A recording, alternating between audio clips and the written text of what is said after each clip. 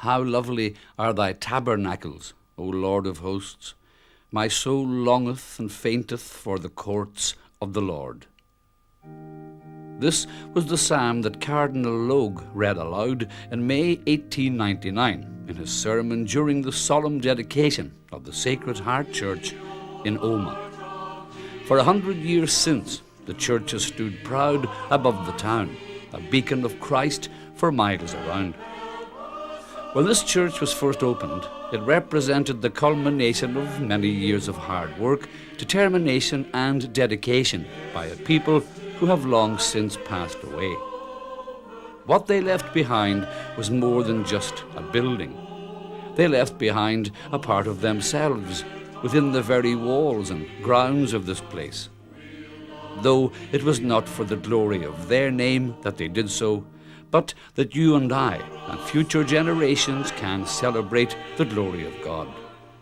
And they left behind a story of courage, foresight and sheer determination, a story of a community with a shared commitment and a deep yearning, and a story that has a resonance for each and every one of us, now and in the future, who enter this magnificent church.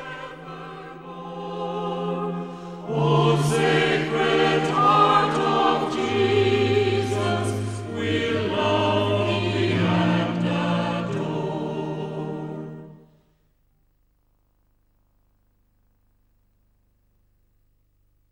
We begin our story with a brief look at the history of the church in the parish of Drumragh itself. The first mention of Omagh in terms of a church building appears to be in connection with a monastery founded at or near the present Abbey Street and Jail Square, as far back as 792 AD. After this, other monasteries came and went. Around 1790, the Reverend John Hume, Dean of Derry, sketched this drawing of the ruins of an old abbey on the site, and evidence of these early churches can still be found. A stone dated 1117, found at the abbey site, has been used as part of the grotto wall in the present-day Sacred Heart Church. And this pewter chalice, known as the Gortmore chalice, was also found on the site of the old Omagh Abbey in the 1920s. It was outside Omagh town that the next association with the place of worship was, and still is, to be found. The Mass Rock at Corradinna, near the Pigeon Top, was used during the days of the penal laws, when it was against the law for a priest to say Mass. The Mass Rock here is also known locally as Bunyabwees, or Yellow Soul's Altar, in reference to Father Thomas McCowell, parish priest of Drumragh and Kappa, who is reputed to have carried a long staff to vault the ditches as he crossed the fields barefoot to say Mass.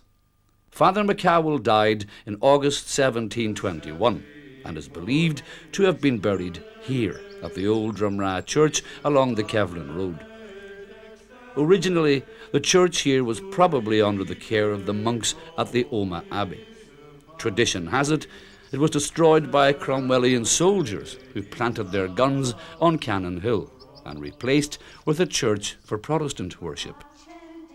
What is thought to be the original bell of the old Drumragh Church was restored in the year 1932 and is kept today under safe custody in the Sacred Heart Church.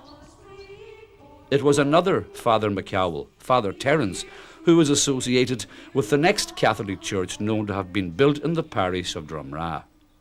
He built a chapel here, known locally as Forea, in 1764. It was a thatched barn then, with an earthen floor and no seating. Although the chapel here served the spiritual yearnings of the locals, there was still a growing need to worship amongst the people in the nearby and rapidly growing Omagh town. Amen.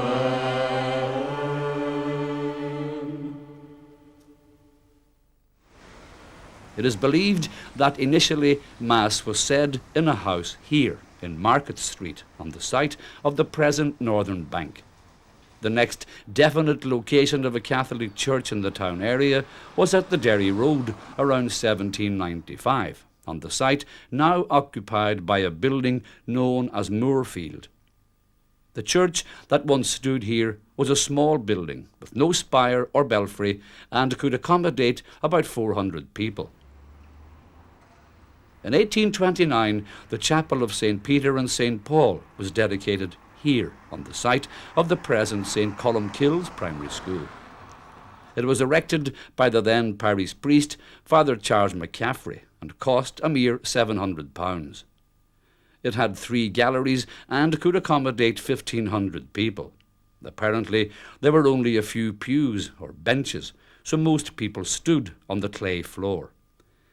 In 1849, a tower was added to accommodate a bell. In September 1853, Father Charles McCaffrey died and was buried beside the Brook Street Chapel. He was later to be reinterred here in the priest's graveyard behind the Sacred Heart Church. Lying alongside him was the man who was eventually to take his place. He was the Very Reverend Manasseh O'Kane, whose legacy is still with us today. In 1855, with meagre resources and a remarkable vision for the future, he introduced the Loreto Sisters to Omagh. Mother Felicitas Murray and 5 sisters came from Dublin and opened a little school here in George's Street. In the back, the nuns tended the land, growing their own food. In 1859, work commenced on the site of the present convent, and in 1860, the nuns entered their new home. It was a substantial structure, and the addition of a new chapel and further schoolrooms in 1879 left the Loreto convent second to none in the diocese. Today, one can visit the resting place within the grounds of their beloved convent of these pioneering nuns. Towards the end of his tenure as parish priest, Father O'Kane then commissioned the building of the present parochial house. But, as with many of the characters in this story, he didn't live to see its completion. Father O'Kane died in November 1866, a short time before the parochial house opened. Other great men were to follow, but this man was their inspiration.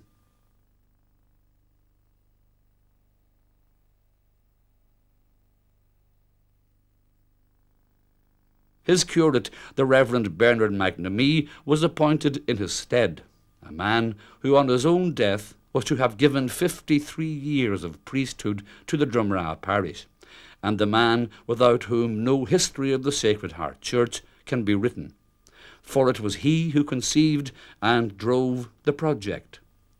A formidable man, he worked tirelessly over many years to raise funds and ensure the successful completion of the building. In addition to his work with the new church, Monsignor McNamee was involved with the building of the sacristan's house at Drumragh, the completion of the parochial house, and the building of the Convent National School in 1893. He it was who invited the Irish Christian Brothers to Omagh as well, an association that lasts until today.